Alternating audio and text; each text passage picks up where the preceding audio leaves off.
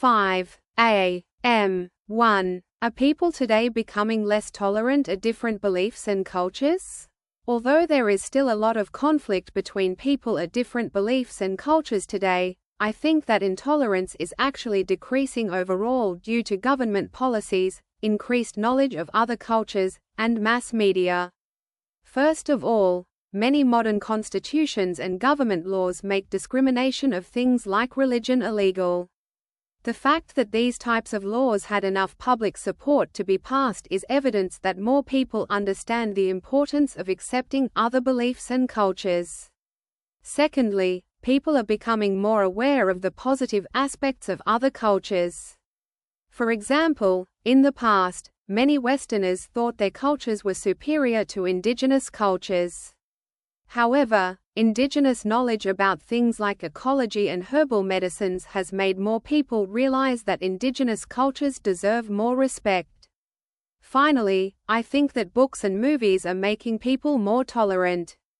Many countries that previously had poor relations have been brought closer together by the popularity of music, movies, or TV programs. These have brought increased understanding and tolerance, especially among younger generations. In conclusion, I'm very optimistic that the trends of legal changes, increased respect for foreign cultures, and shared entertainment will continue to make people more tolerant in the future. Yes, people are becoming less tolerant these days. First, social media causes people to argue quickly. When people see different opinions, they get angry instead of listening. Second, many people today live busy lives, so they have less time to understand different cultures. They just follow their own ways of thinking. This makes society less open-minded, and people easily judge others who seem different. It's harder now to accept new ideas or different cultures compared to the past. Yes, I think people are less tolerant today. First, online information divides people into groups. People read only things they agree with, and this makes them less open to new ideas. Second, people today are often stressed and worried. When they feel stressed, they become less patient and less willing to understand others who are different. This leads to more arguments about beliefs, religion, or culture, and people become more closed-minded. Yes, people today show less tolerance for different beliefs. First, many people follow social media, and it makes them think their ideas are always correct. They become angry if others disagree. Second, politics often makes people dislike different opinions. People join groups with similar ideas and reject others quickly. Because of this, they have fewer chances to learn about different cultures or beliefs. As a result, society becomes more divided and less accepting of differences. Yes, I think modern people have become less tolerant. First, the internet makes it easy for people to criticize others. They write negative comments quickly without understanding the situation. Second, people today communicate less in real life. When communication is mostly online, people misunderstand easily. They don't get to know people personally, so they become less patient and more judgmental about different cultures or beliefs. This reduces tolerance in society overall. No, people are not less tolerant today. First, people have more opportunities to learn about different cultures because of the internet and travel. They can easily talk to people from other countries. Second, schools now teach students about different beliefs and cultures. Young people learn that diversity is important and valuable. Therefore, most people today actually become more open-minded and accepting of differences. This makes society more tolerant than before. No, people today are more tolerant of other cultures and beliefs. First, globalization allows people to meet others from different cultures regularly. This experience helps people accept diversity naturally. Second, many countries have laws protecting people's rights, including their beliefs and cultures. People understand better that respecting others is necessary. So, society overall has become more open, not less. People today are learning to live together peacefully despite differences. No, I don't think people are becoming less tolerant. First, younger generations are especially open to differences. They grow up seeing diversity on TV, movies, and the internet. Second, education about other cultures has increased greatly. Schools teach students about other countries, religions, and traditions. Because of this, most young people now understand and accept differences better than before. Modern society is becoming more inclusive and tolerant, not less. No, people today show more tolerance, not less. First, many companies encourage people to understand diversity in workplaces. Workers meet people from different countries or backgrounds every day. Second, social media can actually help people learn about other cultures. For example, people share positive stories or interesting things from their culture. This makes people interested and open-minded. Today, most people see that being open and understanding helps society become better and happier. 2. Agree or disagree. Some professional athletes' salaries have become too high to justify. It is not unusual for professional athletes these days to receive millions of dollars in salary. Although some people say these amounts are unjustifiable, I think that athletes deserve them. First, professional athletes provide an amazing service to society. They entertain millions of people, increase cities' and countries' pride, and inspire young people to work harder and try to achieve their dreams. Since they provide such an important service, it is natural that they receive a huge salary. Secondly, athletes' salaries reflect the free market. Since there is a huge demand for tickets to sporting events, it makes sense that ticket prices would be expensive and that the athletes would be highly paid. It would be wrong for the government or some other organization to try to prevent athletes from being compensated based on the huge demand for their services. Finally, due to the competitive environment in sports, most athletes can only be active while they are young and physically fit. There will always be even younger athletes who are ready to take over the roles of those who are older. Therefore, it is reasonable for athletes to be paid high salaries to support their lives after their short careers. For these reasons, I think elite athletes deserve every penny that they are paid.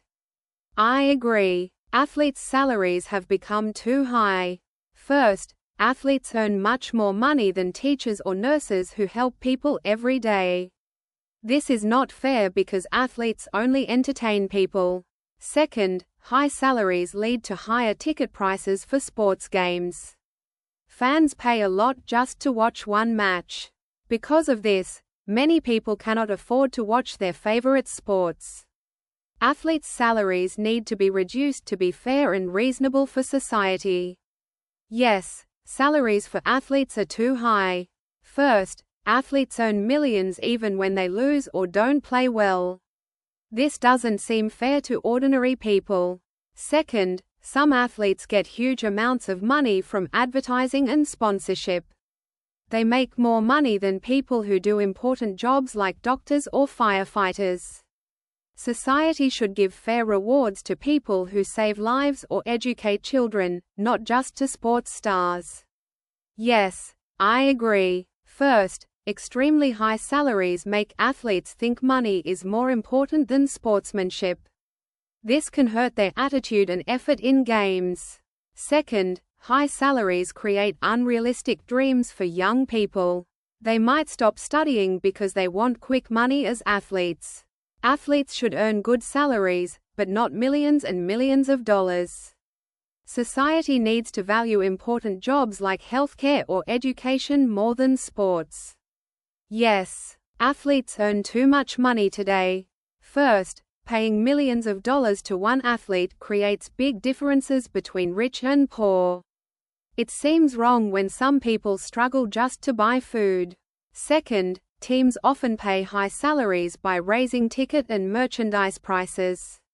Normal fans have to pay too much to support their favorite teams. This situation is unfair and makes sports about money, not about enjoying the game. No, I disagree. Athletes deserve their high salaries. First, professional sports generate a lot of money through tickets, TV broadcasts, and merchandise. Athletes create this profit, so it's fair they get a large share. Second, athletes have short careers and can get injured easily. They must earn money quickly because their careers end early. High salaries are necessary to reward them for their hard work, talent, and risks. This salary is justified by their special skills and effort. No, athletes' salaries are not too high. First, becoming a professional athlete is extremely difficult. They practice very hard and face intense pressure every day. Second, sports stars inspire many young people to dream big and work hard. Their salaries reflect their positive influence on society. The money also comes from business and fans who pay willingly, so it is fair and justified. Athletes earn what the market allows. No, I don't think athletes' salaries are too high. First, they bring happiness and excitement to millions of people worldwide. Sports games create special memories for fans. Second, athletes often use their high salaries to help others. Many sports stars donate large amounts to charity or help their communities. High salaries allow athletes to do good things for society, which makes their earnings justified. Society benefits from athletes' wealth in many ways. No, athletes earn their high salaries fairly. First, sports are entertainment that millions of people love.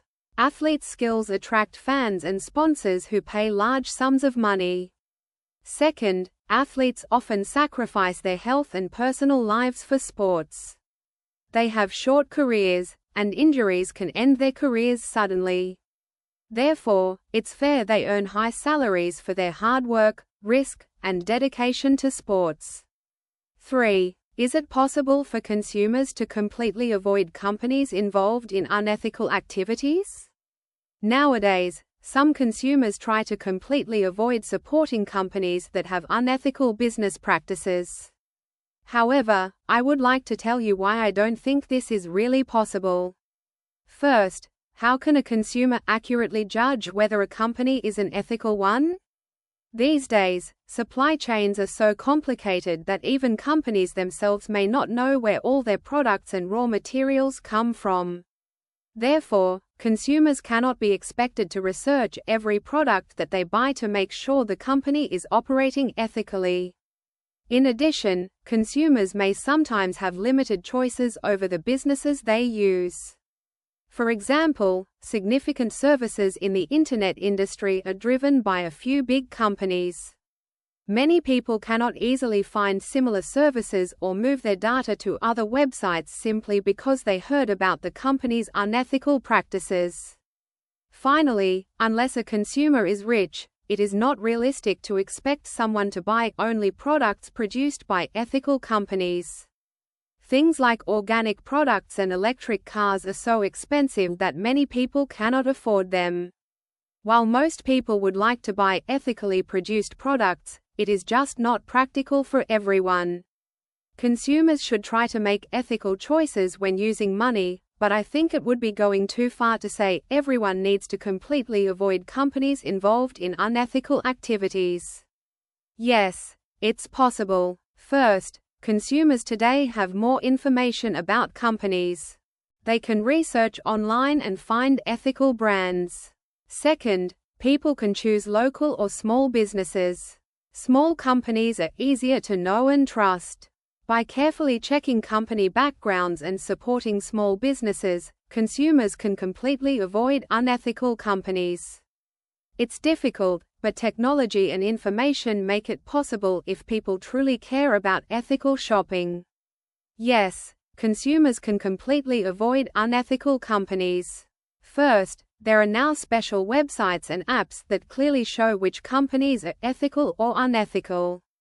Consumers can use these tools before buying. Second, people can choose to buy products from companies that openly promise ethical practices.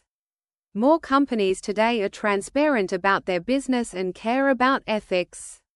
By carefully choosing products and using these resources, consumers can successfully avoid supporting any unethical businesses.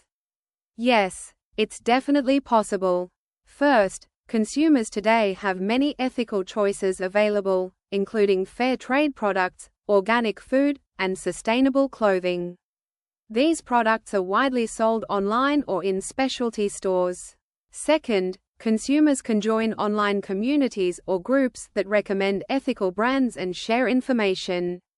By staying informed and connected, people can ensure they avoid unethical companies completely. It's a matter of making careful choices and always checking company information before purchasing products. Yes, consumers can completely avoid unethical companies. First, if people buy mostly from local shops, they usually know exactly where products come from. Local businesses tend to be more transparent. Second, consumers can decide to buy fewer things overall. By consuming less, they naturally avoid unethical practices because their money doesn't go to large companies. Living simply and buying from known, ethical sources makes it entirely possible to avoid companies involved in unethical activities. No, I think it's impossible for consumers to completely avoid unethical companies. First, many companies don't clearly share their practices. Consumers may unknowingly buy from unethical brands. Second, products often contain many different parts made by different companies. Even careful consumers can't always trace every part of a product. Because of global business and complicated supply chains, it's extremely hard to make sure every purchase is completely ethical, no matter how hard you try. No, consumers can't avoid unethical companies completely. First, large global companies control many brands. People might think they're buying from an ethical brand, but actually, it belongs to a larger unethical company. Second, people often rely on low prices because they have limited budgets. Ethical products usually cost more, and many people can't always afford them. Due to financial limits and confusing company structures, it's very hard for consumers to always make ethical choices. No, completely avoiding unethical companies is very difficult. First, consumers often lack accurate information about a company's practices. Companies rarely admit openly if they're doing something unethical. Second, some necessary products like medicines or technology are produced only by certain companies. Consumers might have no choice but to buy from these companies, even if they're unethical.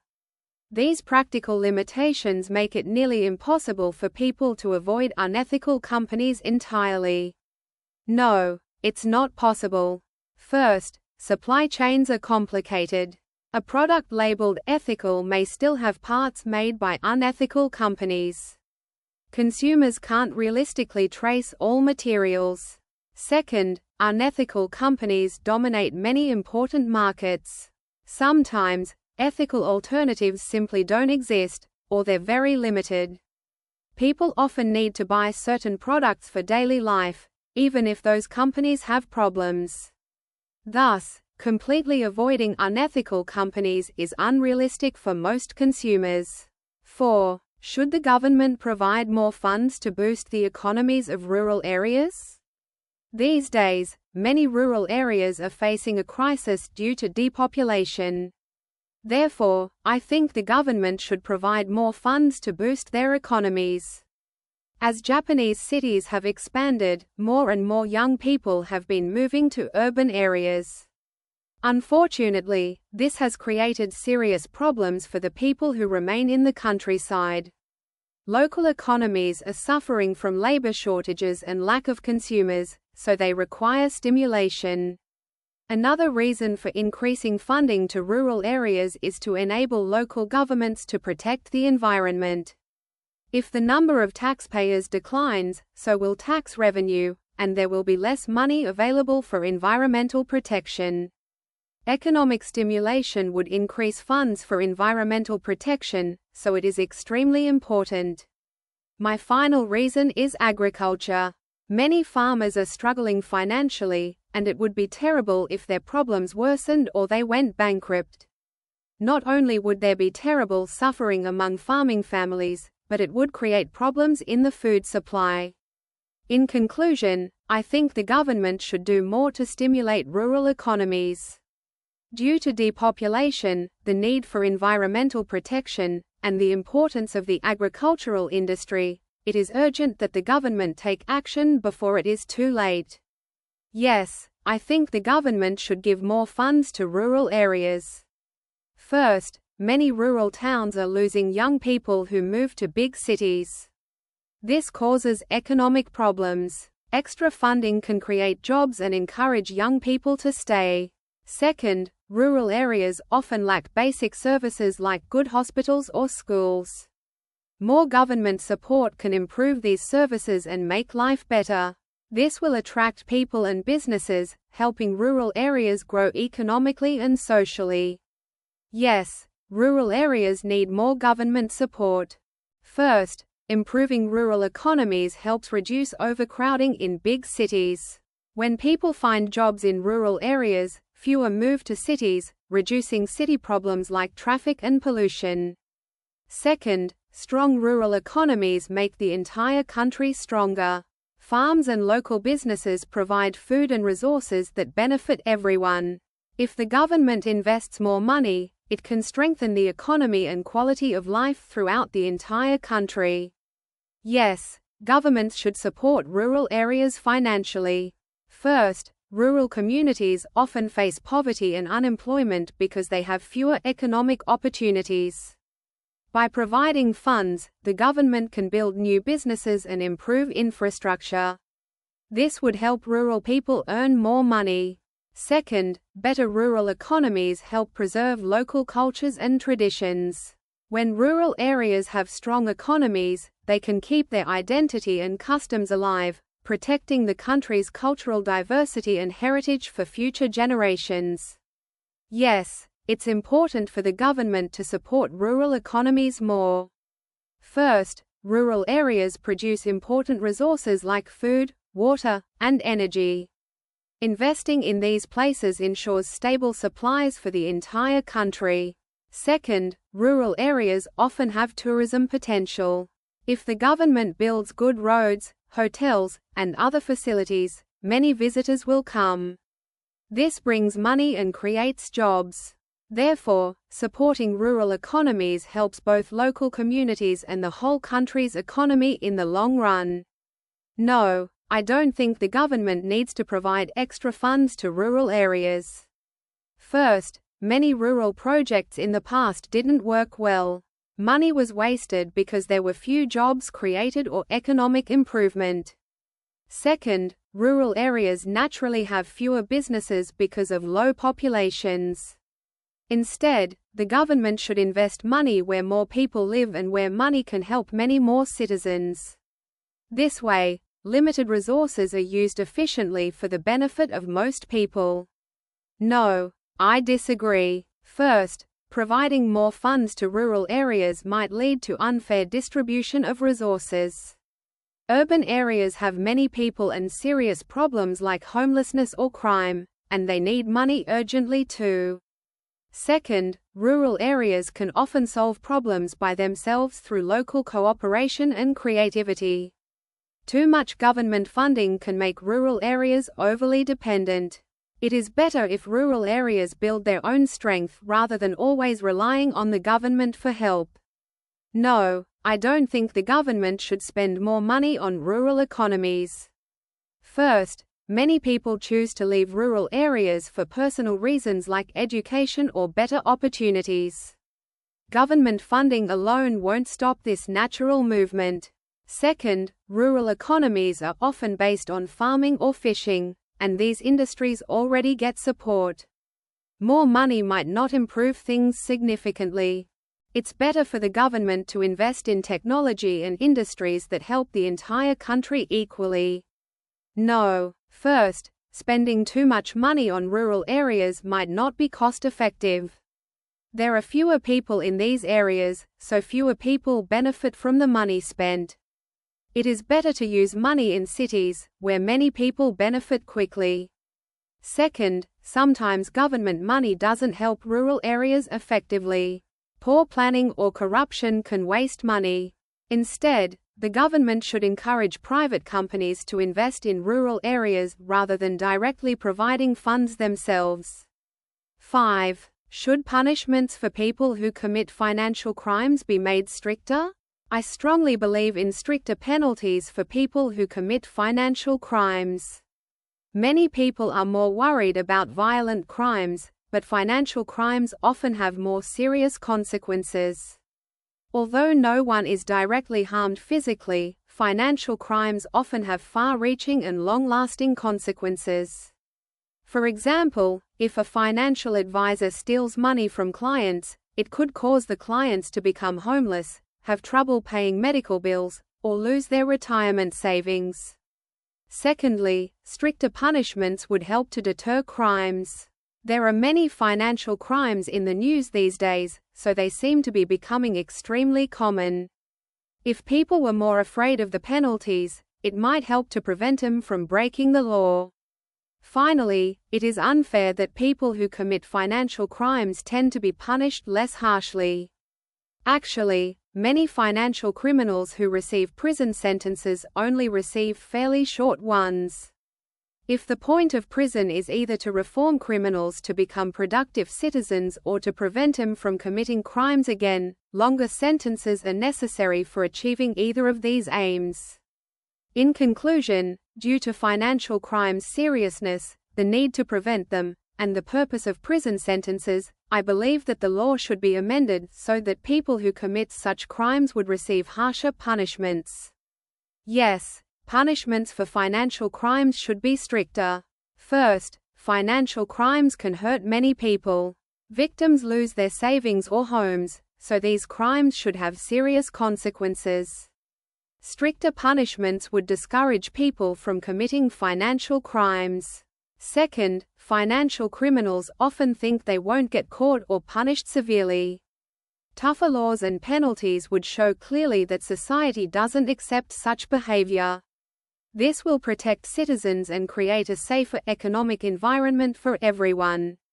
Yes. First, financial crimes damage the economy greatly. Criminal activities like fraud or tax evasion cause huge financial losses to the country and taxpayers. Stricter punishments will reduce these crimes and save public money. Second, severe penalties show fairness. It's unfair when people who commit financial crimes receive light punishments while others face heavy penalties for smaller crimes. Increasing punishments for financial criminals sends a strong message about justice and equality in society. Yes, punishments should become stricter. First, financial crimes are usually done intentionally, not by accident. Criminals plan carefully, knowing their actions harm innocent people. Because of this, severe punishment is justified. Second, financial criminals often cause large-scale damage affecting many victims, companies, and even the government. Tougher punishments will make people think twice before committing these crimes. This can reduce crime rates and protect innocent people from serious financial harm. Yes, I strongly agree. First, strict punishments are important because financial crimes often involve large sums of money, causing serious damage to individuals and society. Victims may suffer financially and emotionally for years. Second, financial criminals sometimes receive mild punishments and soon repeat the crimes. Making punishments stricter will effectively prevent criminals from committing these crimes again. It will also help maintain public trust in financial institutions and keep the economy stable and safe. No, stricter punishments aren't always the best solution. First, preventing financial crimes through education and better regulations is more effective than punishment. If people know they cannot easily commit financial crimes, fewer crimes will occur. Second, severe punishments alone don't always stop criminals. Criminals often believe they won't get caught, so stricter laws don't always scare them. The government should focus on prevention, education, and better financial systems instead of simply increasing punishments. No. First, making punishments stricter doesn't necessarily reduce financial crimes. People committing these crimes often find new ways to avoid detection. Instead, improving financial security systems and investigation methods is more effective. Second, overly harsh punishments may lead to injustice. Sometimes innocent people are wrongly accused, and stricter penalties make their situations worse. It's better to improve systems that detect crimes quickly and accurately, rather than just increasing punishment levels. No, punishments should not simply become stricter. First, the current punishments are already enough if enforced properly. The real issue is making sure criminals get caught and prosecuted. Improving detection and enforcement is more important than harsher sentences. Second, financial crimes often result from complex financial systems. Education and clearer regulations are needed to stop these crimes. More severe punishments alone will not solve the problem. Prevention is better than just severe penalties. No, I don't think punishments need to be stricter. First, strict punishments are costly because more money and resources are needed for longer prison sentences. These resources could be better used elsewhere, such as improving education or healthcare. Second, strict punishments might lead to overcrowded prisons. This creates other social problems and costs taxpayers more money. Society should look for better solutions like improved financial monitoring and education rather than stricter punishments for financial crimes.